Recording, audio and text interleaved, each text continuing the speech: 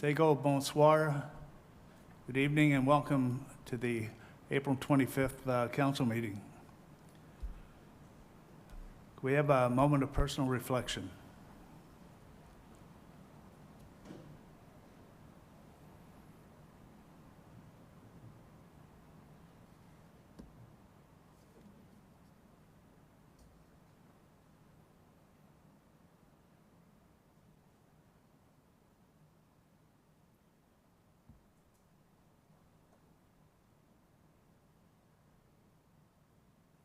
Thank you. Councillor Gardner, national anthem, please. Thank you, Mr. Mayor. Oh, Canada, our home and native land, true patriot love in all our vast command.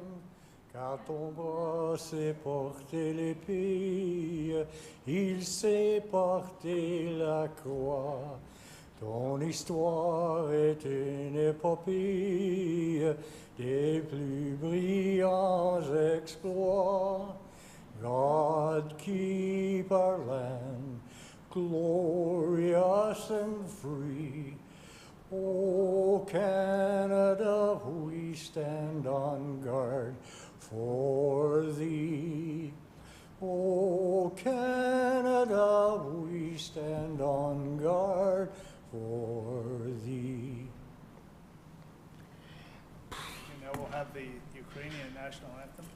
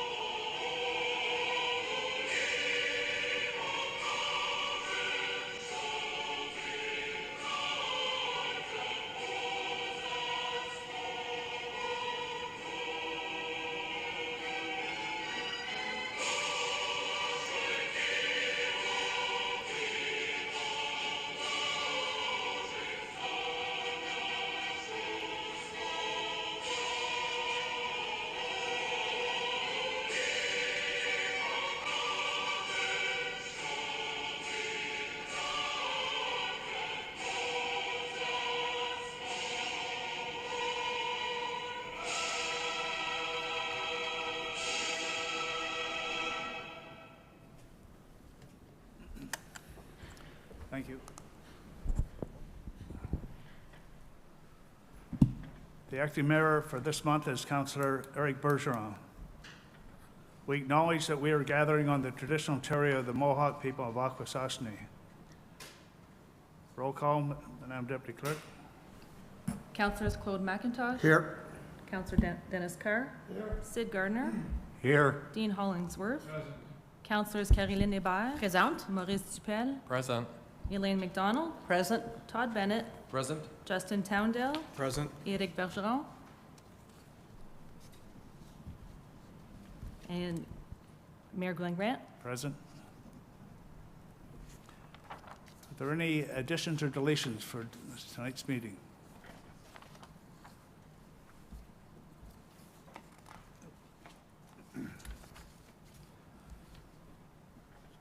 Could I have a motion for the adoption of the agenda? Councillor Dupel, Councillor Gardner, all in favor? Opposed, carried. Thank you.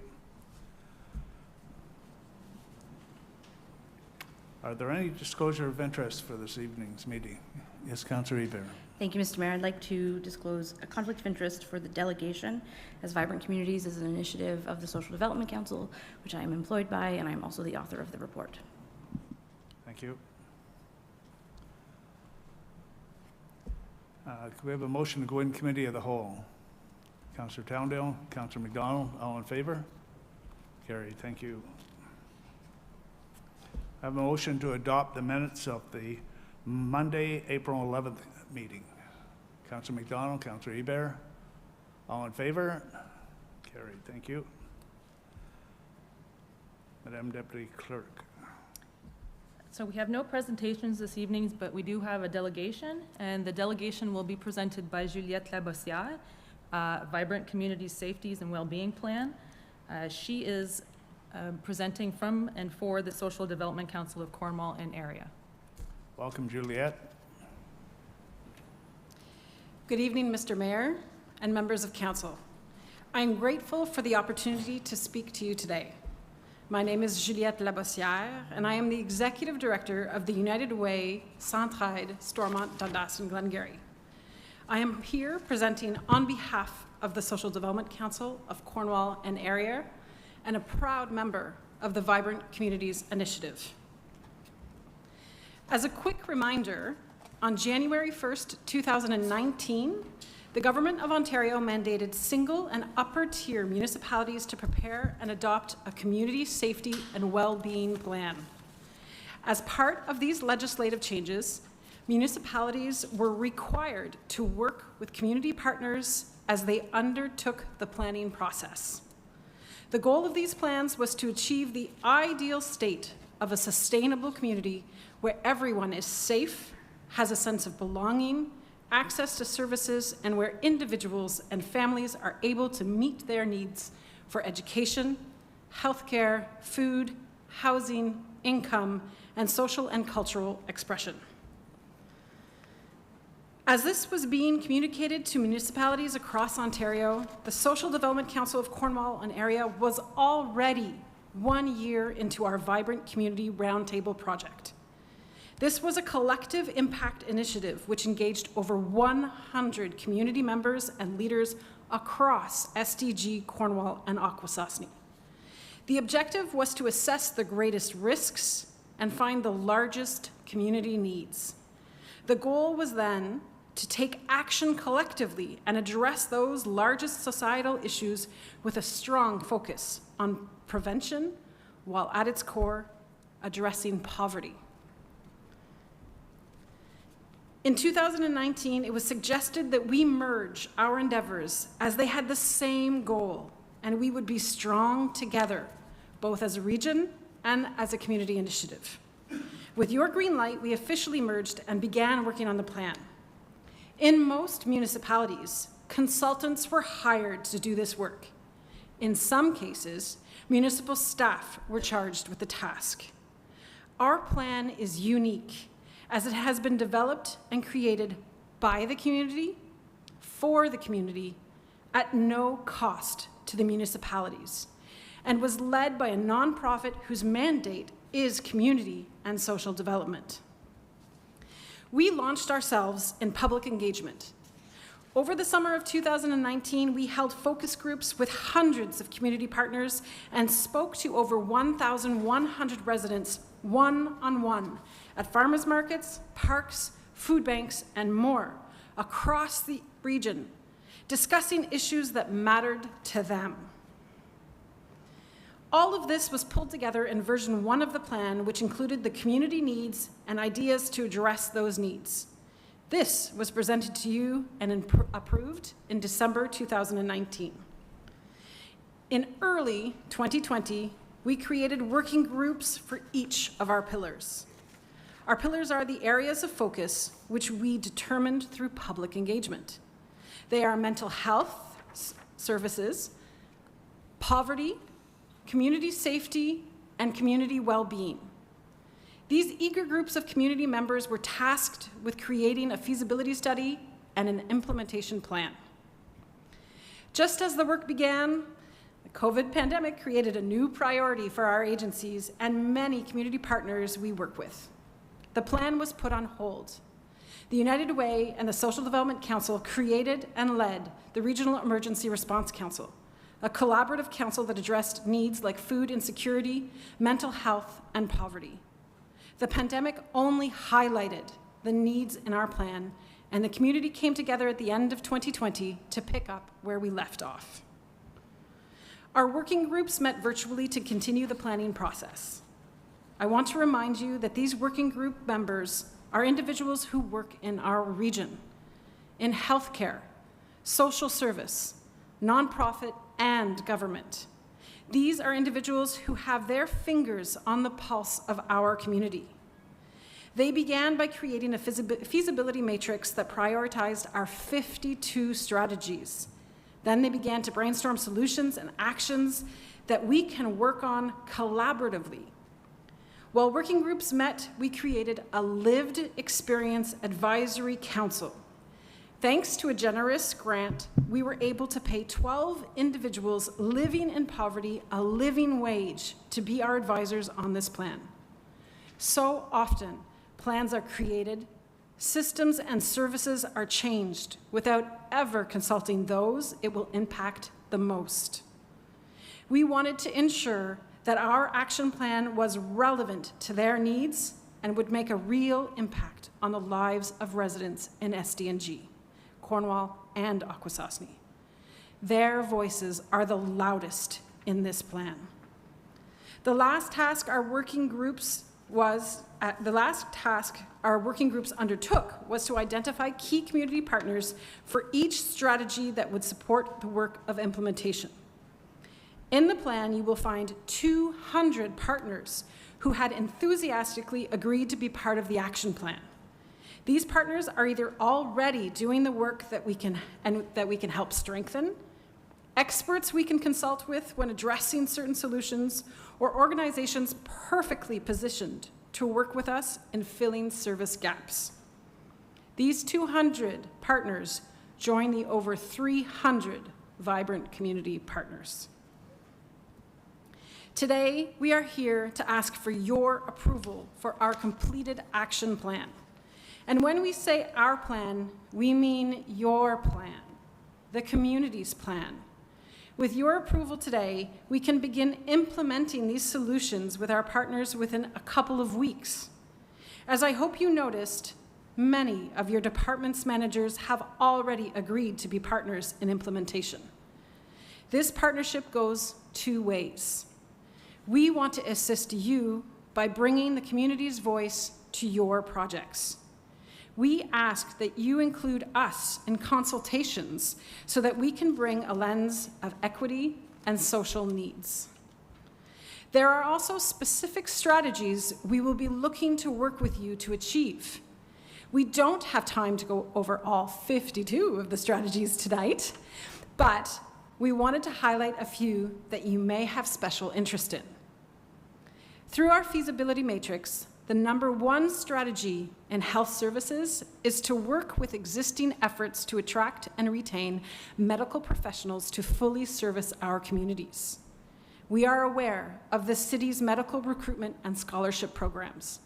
We hope to support you in these endeavors and fill any gaps there might be in medical recruitment across the region.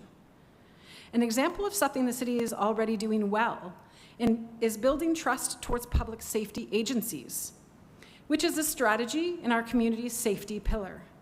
Your Touch a Truck event is always very successful. We want to collaborate with you on events like these to strengthen your existing efforts. And it's no secret that we're in a housing crisis. Issues related to housing can be found throughout the plan. We want to work with you in addressing these issues as a region. Today, we ask that you move a motion that approves our plan.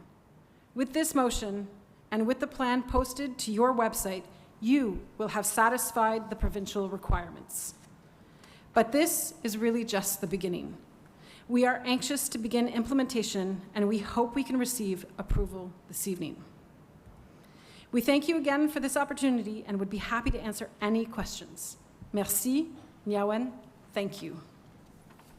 Thank you. Before we entertain a motion, are there any questions or comments? Councillor Gardner. Thank you, Mr. Mayor, and thank you, Juliet, for the presentation. I'd like to begin by recognizing Carmen Kuzno, who set up the initial meetings of the Vibrant Community Safety and Wellness Plan and Request. I chaired those meetings for 4 or 5 meetings, thanks to Councillor Hebert and Carmen Kuzno, and she needs to be recognized because she began this. Carmen did. The province had designated the city of Cornwall, and through discussions at the table, it soon became apparent that our neighbors and friends, Akwesasne and the counties, be included in the overall report, as we all share the same concerns. At this point, Karma Williams was appointed vice chair representing the counties. The real time-consuming work began with the working groups formed, and multiple meetings were held to establish priorities, and those priorities were established. There were online surveys, face-to-face questionnaires and surveys to establish priorities in Cornwall, Akwesasne, and the counties, mostly led by Councillor Hebert and her team. I have to make that clear because she did one hang of a bang-up job in getting this report together. In the end, there were implementation dates, and that to me was important because the implementation, well, I'll get that word yet. Implementation meant that things were going to begin to happen. It was 0 to 6 months, it was 1 year to 2 years, and ongoing. These dates are set out with responsibilities taken by the agencies and the groups to ensure that all concerns and priorities come to a final conclusion. Finally, after 4 years of exhausting work, the report was approved by the group a few weeks ago. To Councillor Hebert, for her initiative and dedication, the report is finally realized, and I thank you for your endless amount of work, of time, and that you put into this report. I got a little heart on my notes here because she deserves every minute of every time that she spent on this report. So thank you, Councillor Hebert. The implementation was important to me because I've, over 20 years, seen reports come forward and sit in the dust and gather dust on a shelf. This report says that the agencies and groups that are involved in this are going to move forward with it and get it finished. So thank you, Mr. Mayor. Thank you, Juliet, for your input with United Way 2. Thank you, Mr. Mayor. Councillor Tapel. So that is a lot to follow up with Councillor Gardner, but I was saying to Councillor Bennett before the meeting started that we should have no questions coming from this because it was such a detailed, well thought out presentation that was in our agenda tonight. And I also would like to say that I realize Councillor Hebert has declared a conflict of interest, but she certainly has been one of the champions that have carried this banner and will continue to carry the banner. So I just want to say congratulations to Councillor Hebert, and thank you for the wonderful presentation and for all of your hard work towards making this become reality. Councillor Bennett. Thank you, Mr. Mayor. I think the one part of this report that I enjoyed the most was when you talk about what community partners thought were going to be your priorities, and then education was going to be the #1 priority. And then when you actually talked to the people that this was going to affect, education dropped down to #4, and mental health went to #1. And you stated in your brief report here that the fact that you went to the people that this was going to affect the most to get their opinion. That was it was refreshing to read, and it was very refreshing to hear, because so often, and you did state it, that we get all these reports that come from the organizations that look after it, and often forget to talk to the people that this is most going to affect. So kudos to whoever decided to take that approach. It's amazing how it flipped your priorities, and I'm glad that this report reflects those priorities, because we're not here to help the organizations, we're here to help the people that they're here to serve. So well done. And I absolutely would echo my councillor's praise of Councillor Caroline Hebert. I got to see, you know, updates on this every 2 months at Social Development Council meetings, and anybody that follows her or talks to her in the last few years, it was always come up in conversation. She's lived it, she's breathed it. Her blood, sweat, and tears are in this, and it's a shame that because of a conflict of interest rule, she can't sit there and present this, or at least comment on it, because I'm sure it's killing her to sit all the way over there and listen to us go on about it. But kudos to you, Councillor Hebert. Very impressive work. Very impressive work to the members of the Vibrant Communities that did all this work. You know, as Councillor Gardner said, it was 4 years in the making. That's not easy to do over COVID, considering all the other things you had to take on because of COVID. So it will be a pleasure to approve this plan today. Thank you. Councillor Towndale. Thank you, Mr. Mayor. Through you, I mean, I think it's all been said, but I'll say it again. You know, this report it's long and it's detailed, but that's a good thing, and it has so much in here. And I'll add my kudos to Councillor Hebert, my colleague. I agree with Councillor Bennett. I think it's unfortunate that because of the conflict, you can't present this to us, because this is your work here, and you can see your DNA in this. So, you know, this is one of your greatest achievements, I think, and thank you for this. And Juliette, thank you for presenting this and your participation in this as well. And to all the organizations who contributed to this, to get 200 people in a room, this room actually, I think a few times, to discuss this is no easy feat. And that's a lot of voices to contribute to this. So this is a very encompassing plan that touches on a lot of areas. And I think, you know, I agree with Councillor Bennett on the other point he made as well, where I found it interesting where I was reading where the initial priority was education, and then that switched with mental health. And that's, you know, mental health is a big issue, and it's a very important topic, especially these days. I think with the pandemic, it's certainly shifted. I think it's one of the most important factors in our community and across the country and even across the world right now. I think everyone has been touched differently by the pandemic, and beyond that, you know, it's very telling that it moved to first place, and we need to look at that. But I'll keep it brief. I won't ramble on, but thank you very much for your efforts in this and putting this together. Councillor McDonald. Thank you, Mr. Mayor. And I would just like to say ditto to everything that's been said. The work of the Vibrant Communities does a lot to enrich our community, and we're all grateful for it. Thank you. Well, if there's nobody else, I know Councillor Hebert kept CAO's office and the mayor's office involved in this as went along, asking for just that we've acknowledged and supported the plan as it went along. So I also give kudos to Councillor Hebert for her efforts, and kept everybody informed of what was going on. So that was good. Communication is important. So we see the action required, or recommend it. It's in there. Councillor Bennett, Councillor DePel. All in favor? Unanimous. Thank you.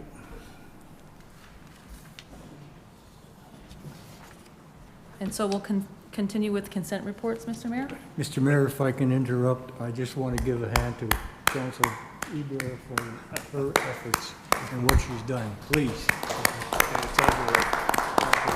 Thank you.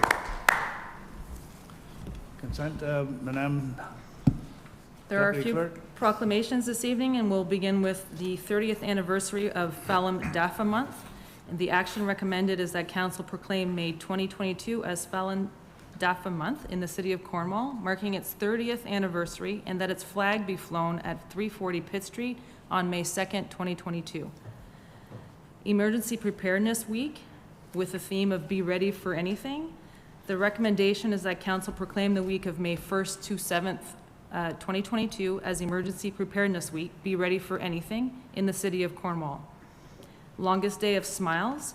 The action recommended is that council proclaim Sunday, June 19th, 2022 as the longest day of smiles in the city of Cornwall. Next proclamation is National Volunteer Week. The recommendation is that council proclaim the week of April 24th to 30th, 2022 as National Volunteer Week in the city of Cornwall. Optimist Month. Action recommended is that council proclaim the month of May 2022 as Optimist Month in the city of Cornwall, and that the flag be flown at 340 Pitt Street for the month of May 2022. Pay It Forward. Action recommended is that council proclaim Thursday, April 28th, 2022 as Pay It Forward Day in the city of Cornwall. We continue with the Planning Advisory and Hearing Committee report for April. And the actions recommended is that council approve the following 4 items. Cornwall Professional Center at 12 Montreal Road for Heart of the City funding. 8413690 Canada Inc. at 41 2nd Street West for Heart of the City funding. 116 Pitt Street Inc. at 116 Pitt Street for Heart of the City funding. And Lange Warren Summa Sundaram at 71 9th Street West for Brownfield funding. We also have the first quarter non-competitive procurement report. The recommendation is that council receive the first quarter non-competitive procurement report for the period ending March 31st, 2022. And we'll continue with tenders. Tender 22T20, emergency generator maintenance. The recommendation is that tender 22T20 be awarded to Powered Synergy Corporation from Ottawa, Ontario at the total bid price of $254,475.14, being the best bid meeting the tender specifications for a period of 3 years with the option to renew for an additional 1-year term. Tender 22T21, the LED lighting upgrades. The action recommended that tender 22T21 be awarded to Barry Latray Electric Limited from Long Sault, Ontario, at the total bid price of $417,605.24, being the best bid meeting the tender specifications for the following items. Item 1, Section A at the Benson Center. Item 4P, Section A, provisional items also at the Benson Center. Item 2, Section B, Optimist Park at the Ball Diamond and Soccer Pitch. Item 3, Section C, Tennis Court at Broadview Park in its pickleball court, and that item 3, section C, lighting upgrades for the tennis court at Kinsman Park not be awarded at this time due to budget constraints. Motion to approve consent. Councillor Dupel, Councillor Towndale. All in favor? Carried, thank you.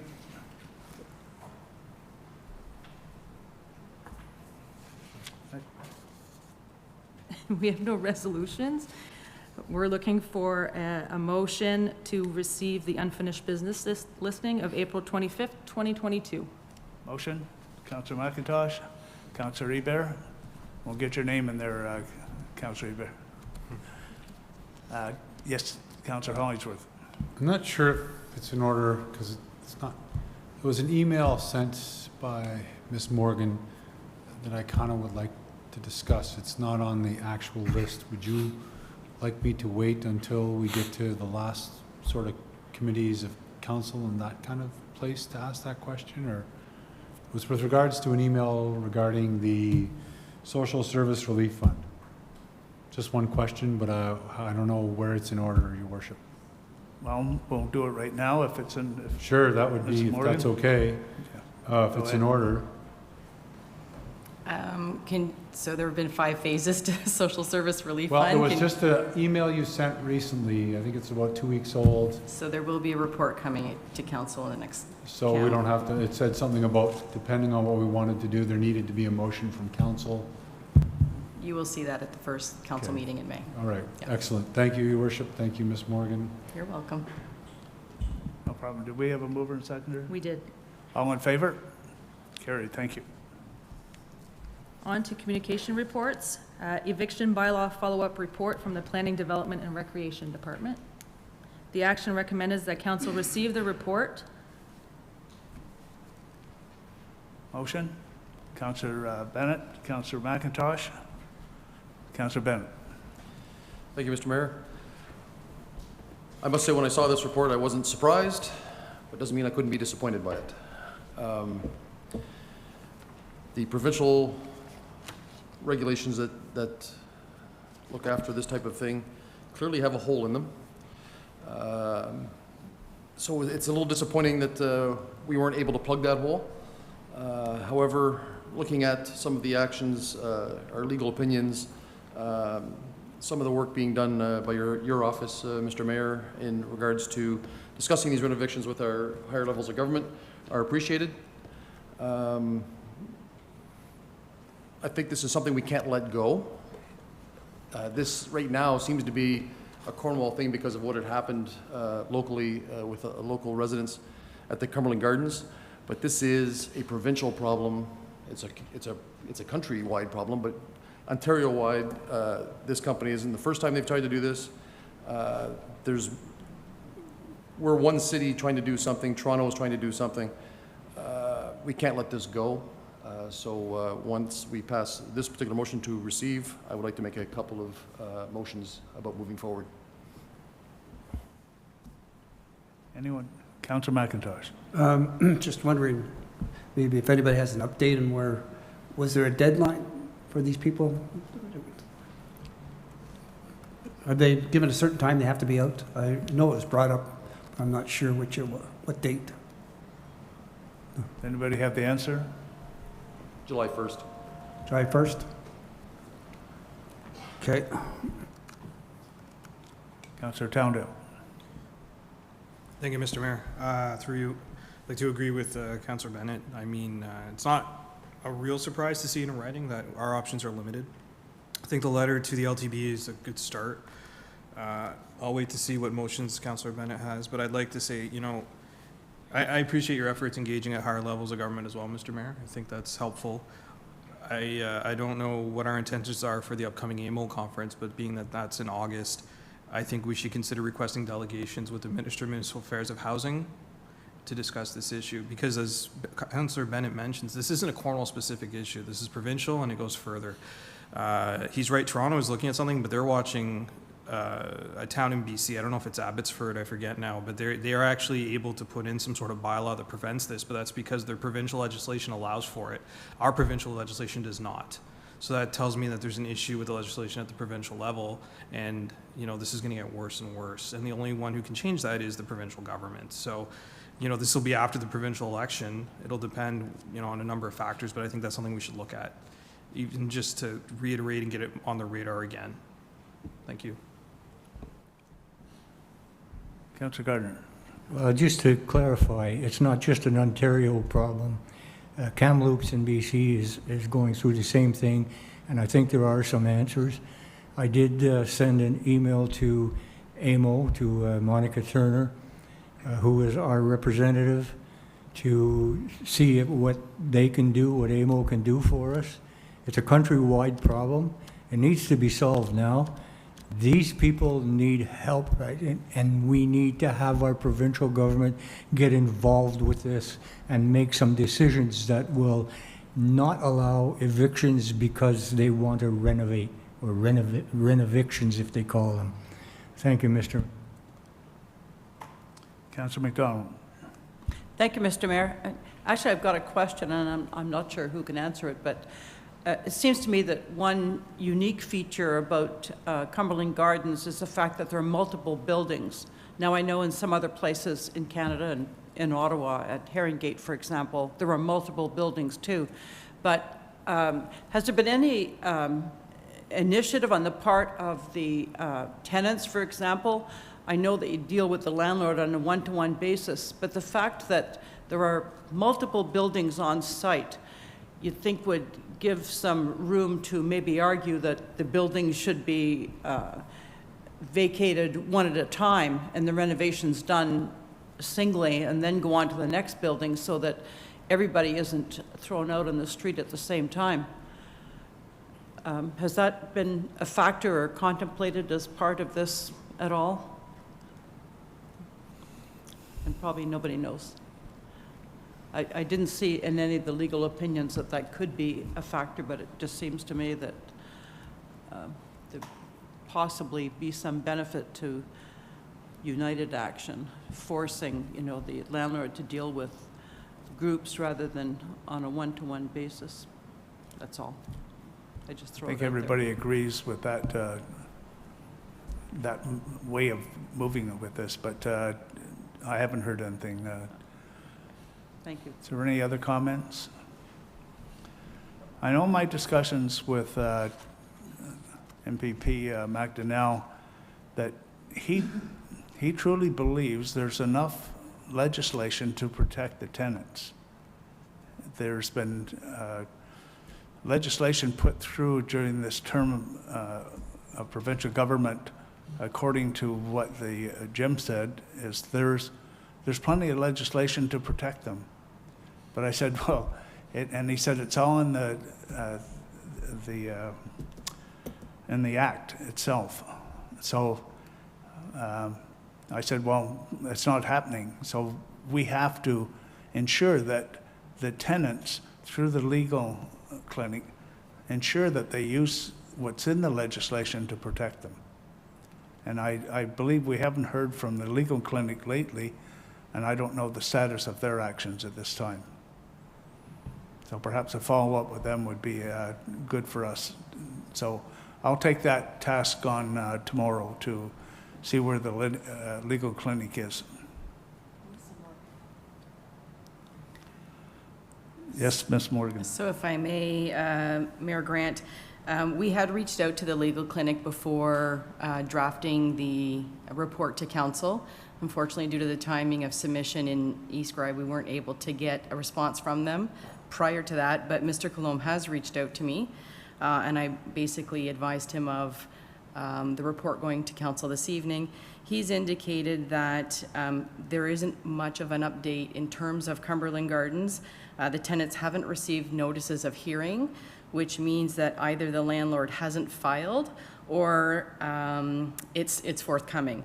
And he had indicated also that a letter of support to the tenants to provide additional information on the dire housing in this area would be a benefit to basically address or help offset mass evictions.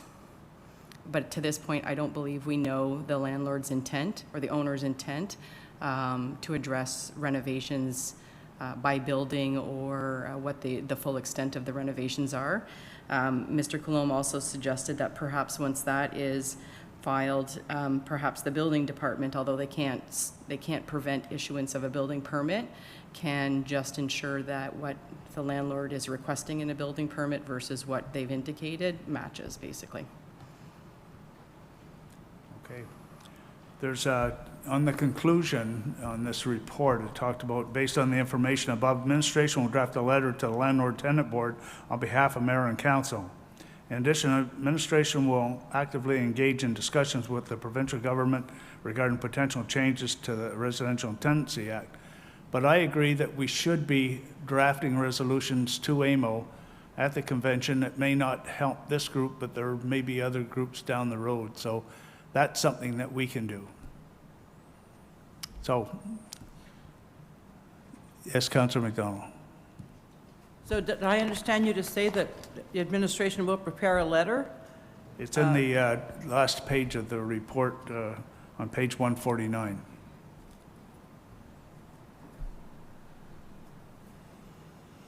And how about a letter to the landowners expressing our dismay and disapproval and basically plea for a piecemeal renovation rather than a total eviction of everybody?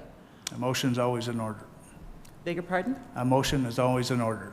Okay, well, I make that motion then that administration write a letter on behalf of all of council to the owners of the building, not to the, they can copy the landlord-tenant board too, but to the actual owners of the building, expressing our dismay and our support for the tenants and asking them to obviously, we can't stop the renovation because it's for the sake of the tenants it has to happen, but if they would proceed one building at a time, because in these days of, well, I won't put that in the motion, but they'll never be able to do all the buildings at once with supply lines being as challenged as they are anyway. So ask them to go one building at a time.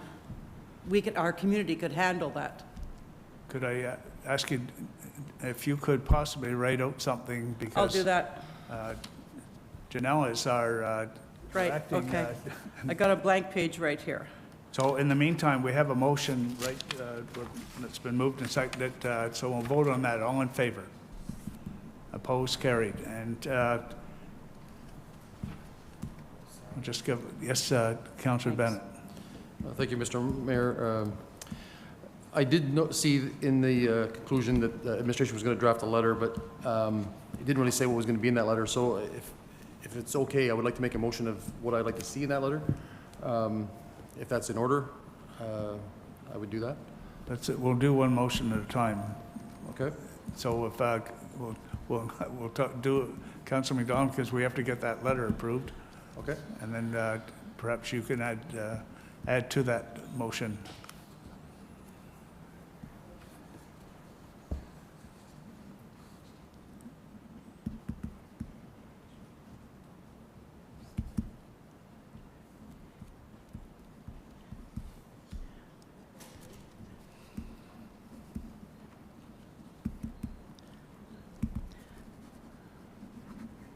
You want to second it?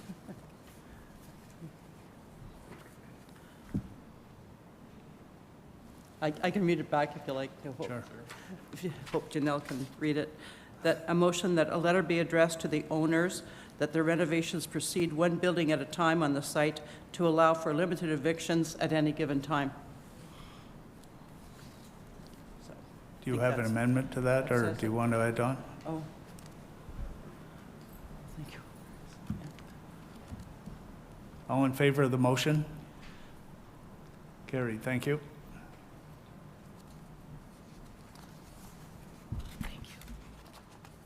Councillor Bennett. Thank you, Mr. Mayor. In the letter that we plan on writing to the tenant board, I'd like to make the motion that in the letter to the landlord-tenant board, we ask them to consider the housing crisis within our region and refuse the application from the owners of Cumberland Gardens to evict 100% of the residents all at the same time and to restrict the evictions to 10% of the total units at any one time to complete renovations. Do you have that written out? No, for the benefit of the... Yep. Seconder, Councillor Towndale. Councillor McIntosh. Now, Elaine's motion is to go one building at a time. Todd's motion is the 10%. Which is it? Councillor McDonald. Unless there are 10 buildings on site, I don't think the 10% would work. True, but her letter is going to the building owners, and I'm going to landlord-tenant board.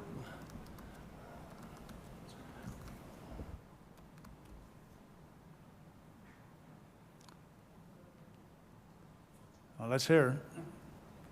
I'm in your hands. Councillor Towndale. Oops, thank you, Mr. Mayor. I think we are discussing two separate letters that are going to two separate recipients. They may sound like they conflict with each other, but again, they're going to two different places. Makes sense to me, so I'll call the vote on this motion, please. Councillor Hollingsworth. will work. Hollingsworth.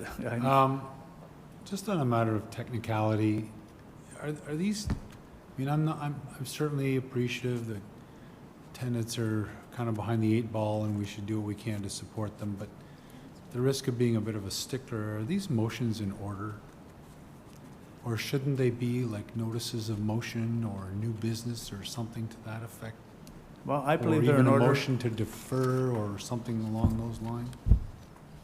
I believe they're in order because they're talking about the eviction bylaw report and its actions as a result of that.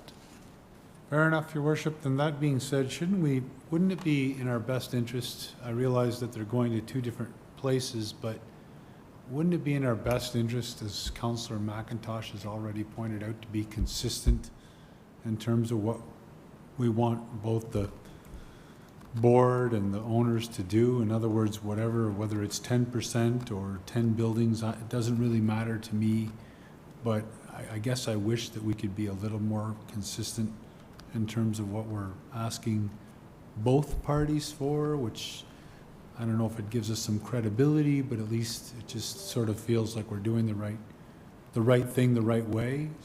But I'll support whatever it takes to try to help the tenants, but on a technical note, I guess I wish we were a little more consistent from one motion to the next. Councillor Bennett. Clear that up a little bit. The reason I'm using 10% is if you take one unit of townhomes, there's 7 or 8 units in it. But if you take one of the 2 apartment buildings, there's 20+ units in it. So to do one row of townhomes at once is 8 units. And so it'd be easier to displace or to find homes for 8 families than it would be to empty a whole apartment building, one of the 2, where 20+ tenants would be looking for homes. So I think if we use the 10%, then they would be able to they'll have to do like one floor at a time rather than empty the whole building. That's kind of where my thought was with the 10%. It was because what the motion that Councillor McDonald made is kind of the way I'm thinking, one building at a time. But how do we protect all those people in those 2 apartment buildings where there's a lot more than 10 units in one spot? So that's kind of where I was coming from with the 10%. It wasn't so much about the townhome units, it was about the 2 apartment building units in the complex. Well, I have a tendency to agree with Councillor Hollingsworth that we should be consistent. And I would ask the mover if he would think about we passed the first motion, if we can consider amending it to have consistent language.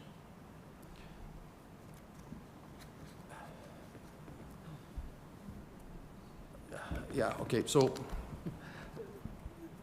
I don't have a problem with the motion made by Councillor McDonald. However, it doesn't really protect all the people of the apartment units as it does protect the people in the town homes. So I would prefer to keep mine the way it is, because to do the units, like I said, the townhomes at once, it's 8 families, but if you do an apartment building, it's 20+ families, so that's unreasonable. If you're going to do 10 units at a time, or 10 units at a time in the building, that's one thing, but it's the problem with, if it was all townhomes, I would have no problem with changing it, but it's not. There's 2 apartment complexes in there that have quite a bit more residents than the townhomes, and I feel my motion protects them as much as it would protect the townhomes, so I would rather not change my wording. Okay. Councillor McIntosh. The first letter is going to to whom? Sorry, to the owners of the building. The owners of the building. The second letter is going to? The residential Landlord-tenant board. Landlord-tenant board.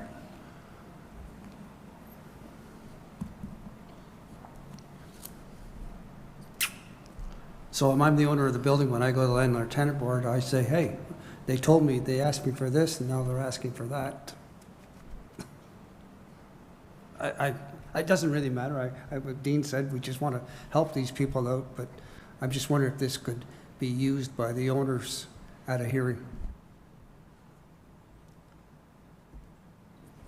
Councillor Hebert. Thank you, Mr. Mayor. Could we amend the previous motion to have it as 10% rather It's than? already passed.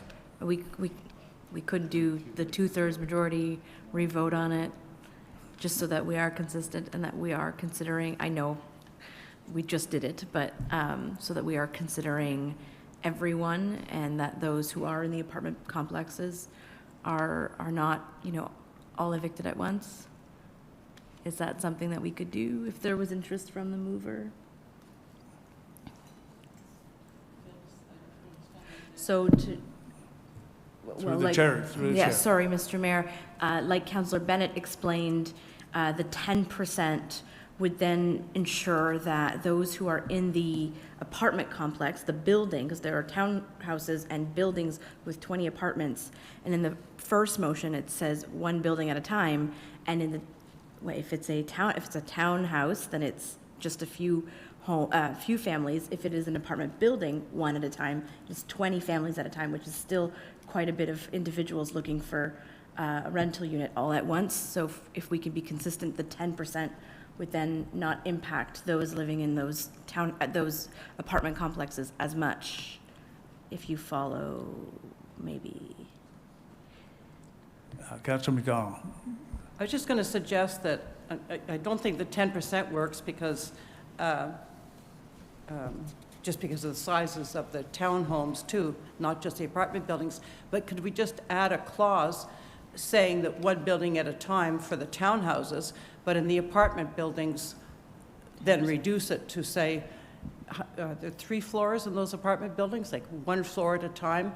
You can do partial renovations because we do it at Cornwall Area Housing all the time. Somebody moves out and in fact, we do 1 apartment at a time, but let's say if, I don't know how many apartments there are on a floor, we could say maybe 1 floor at a time or something like that, just to give them latitude, because if we give them a strict number, they can find some wiggle room in there that, you know, if there's 7 homes in a townhouse unit, then they do a whole townhouse and 3 in the next one, or, you know, it gets, I think the numbers would give them an advantage if we just said, for example, 1 building at a time, except with the apartment buildings, which are larger, and in their cases, to do either 1 floor at a time or just a fraction of them. Okay, I'm going to end the discussion on this. I think we've talked it to death, and so there's 2 ways we can do this. Is a motion to reconsider. I can reword to match that. That makes sense to me. So what's your rewarding? If I reward it from 10% to 1 row of townhouses units at a time and 1 floor at a time of the apartment buildings. Does that work? Seconders, okay with that? All right. There's the motion on the floor. All in favor of the motion? Against? Carried. Thank you.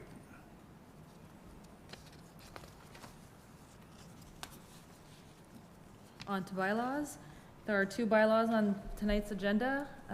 The first being bylaw 2022-053 and the second 22-054, which are listed on this agenda and they're presented to council for adoption.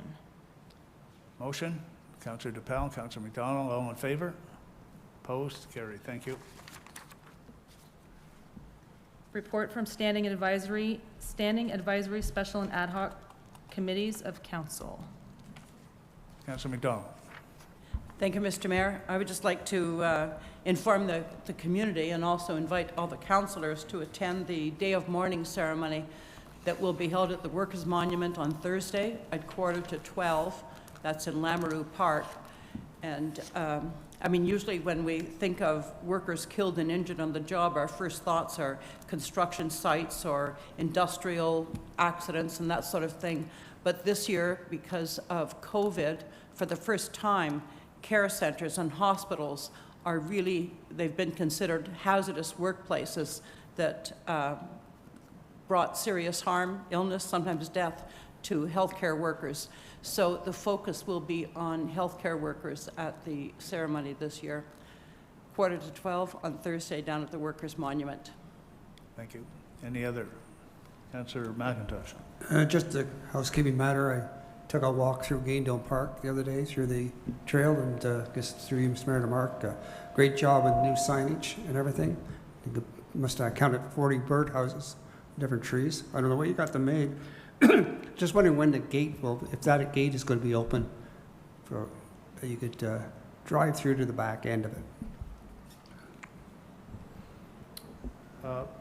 Through you, Mr. Mayor, I'm not sure of the exact date, but I could certainly find out and send an email to council with that. Sure. The other thing too is, has the city ever considered asking the ministry to stock the pond with fish? through you, Mr. Mayor, we could do that. Usually those communications are through to the Raisin region. Oh, really? Well, they're, Talking to the right guy? yeah, good. Actually, we would often also discuss with the Ministry of Natural Resources, but the Raisin region are usually a pretty good. I'll bring that avenue up at our to next that. meeting. Yep. Okay, good. Next. Confirming bylaw, bylaw 22055 is being presented to council for adoption. Motion. Councillor Gardner, Councillor McDonald, all in favor? Opposed, carried. Motion to adjourn? Oh, sorry, Councillor Carr, I apologize. That's okay.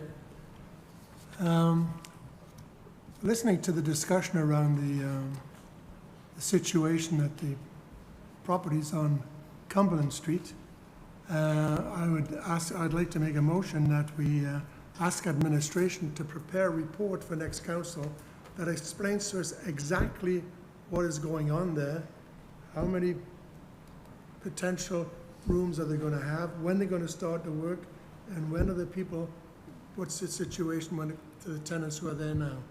Because we have discussions here at every council meeting I've been to, and a lot of talk, but no action, and no real understanding of what the total story is. So could we ask administration to come back to council? I believe that motion's out of order right now, Councillor Carr, but you can prepare one for next meeting. We'll do that. And at the same time, I'll prepare a motion to deal with the old general hospital. What's the status there and what are we doing about it? Thank you. Okay. Motion to adjourn. Councillor Towndale and Councillor Reber, all in favor? Carried. Thank you. Thanks for a good meeting.